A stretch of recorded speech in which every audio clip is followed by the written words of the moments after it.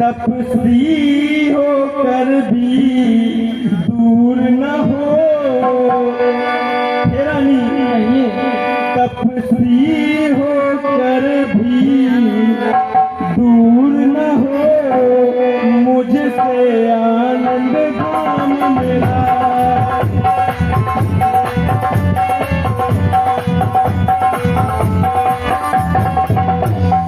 तपस्वी होकर भी दूर न हो, मुझसे आनंद धाम मेरा। मेरी इन बूढ़ी आंखों के सम्मुख ही हो राम मेरा।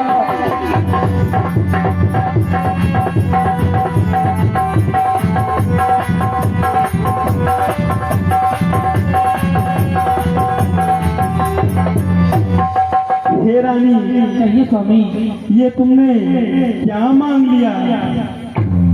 मुझे इस बात से कोई भी एतराज नहीं है कि भरतलाल को राज सिंहासन मिले। मेरे लिए तो राम और भरत एक समान है, ये बात तुम भी जानती हो रानी। लेकिन राम को वनवास क्यों भेजना है, और वो भी 14 वर्षों तक? ये मुझसे नहीं हो पाएगा। राम मेरे जीवन का सहारा है, राम मेरी आंखों का तारा है, मेरा प्राण है। मैं अपना राम के अपने इस बुढ़ापे में कैसे रहूंगा? राम मेरी इन बूढ़ी आंखों का सहारा है। स्वामी, आप तो बड़ी आसानी से पैसे खा जा रहे हैं, किंतु हमारी बात सुने। कहिए राम। स्वामी, दो पर जो मैंने मांग लिए, कहिए राम। दो पर जो मैंने मांग लिए, अब उनको बदल नहीं सकती। पड़ गई रेख जब पत्थर पर, होने से निकल नहीं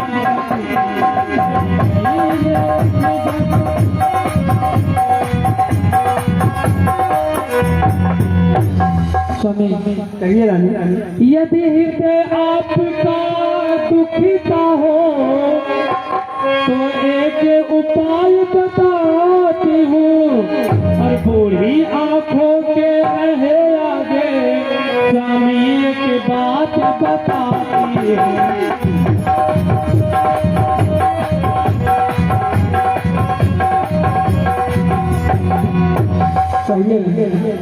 अवधेश की बात तो घर में है, ये रानी। अवधेश की बात तो घर में है, कुछ पंचों में अपमान नहीं।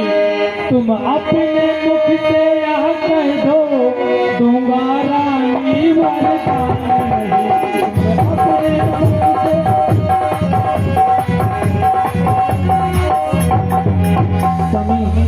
कहिए राजा। अवधेश बात तो घर में ही है ना।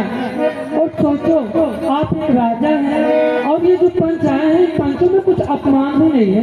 मैं अभी सुमंत द्वारा कुछ पंचों को इकट्ठा करती हूँ, आप अपने मुख से उनके सामने कह दीजिए, महारानी कैकेयी, आपका जो दो वरदान हमारे ऊपर भरोसा स्वरूप था, मैं वो आपको नहीं दे सकता।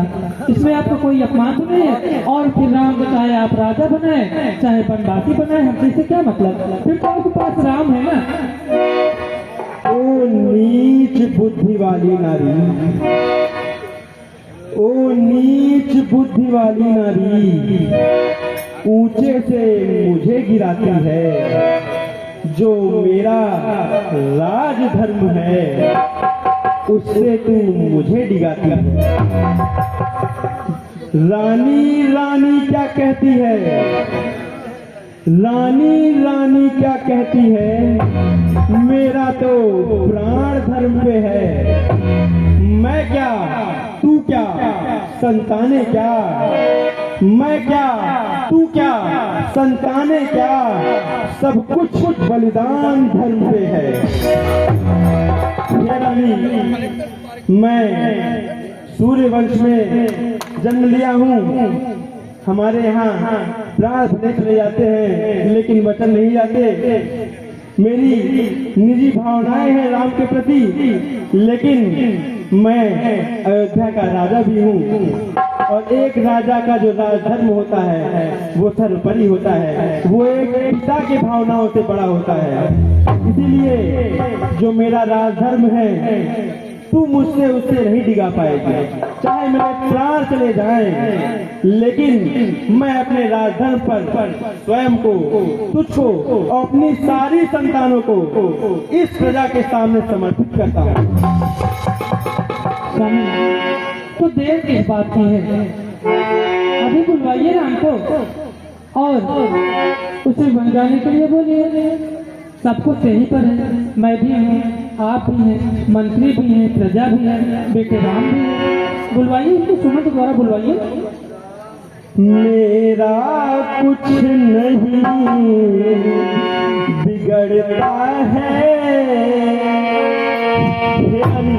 कहिए स्वामी। मेरा कुछ नहीं बिगड़ता है, जो तू मुझको ललकार रही।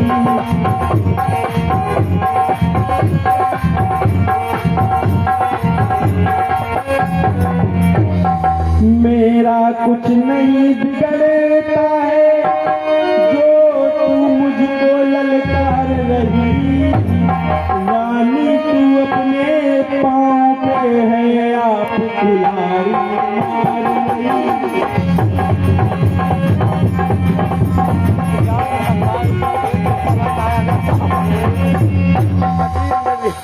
रानी तू अपने आप पे, तू आज नहीं है आपे में, मैं आपे में हूँ स्वामी। तू आज नहीं है आपे में, जिस दिन आपे में आएगी।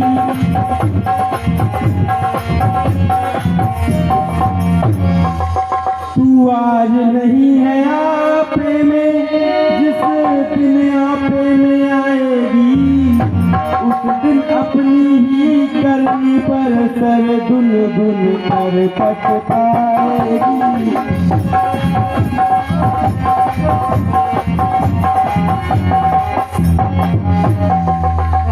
रानी तू अपने आपे में नहीं है, लेकिन जिस दिन तू अपने आपे में आएगी उस दिन तुझे अपने इस कहने पे पछतावा होगा। मैं अपने आपे में ही हूँ और हमें जो उचित लगा वह हम आपसे मांगे हैं। आपसे हमारी यही विनती है, वरदान तो आपने हमें दे चुका है, लेकिन आपसे बस इतनी विनती है कि और ज्यादा विलम्ब न करते हुए अभी पुत्र को बुलवाइए, अन्यथा हमें मंत्री द्वारा उन्हें बुलवाए, यदि आपका आदेश हो तो। मैं सत्यवादी हरिश्चंद्र के परिवार से हूँ। मैंने तुम्हें पहले ही बताया है तो बुलवाइए ना कि स्वामी। मैं स्वयं को, तुम्हें और अपनी संतानों को राजधर्म के लिए समर्पित कर चुका हूँ। इसीलिए यदि राजधर्म कहता है कि भरत को राजगद्दी मिलेगी और राम को वनवास होगा, तो वही सही। हाँ तो ठीक है स्वामी ना, बुलवाइए आप मंत्री द्वारा पुत्र को बुलवाइए यहाँ पर और बताएं ना, सब तो यहीं पर है, प्रजा भी है, हम भी हैं, आप भी हैं, बेटे को अभी बुलवाइए और उसे बन जाने के लिए अति शीघ्र कहिए, वो कल ही 14 वर्षों के लिए बन के लिए प्रस्थान करें। रानी रानी आंचल पसार, रानी रानी आंचल पसार, तू दान भी ले और धर्म भी ले राज और वनवास भी ले, ले प्रण और प्राण भी ले।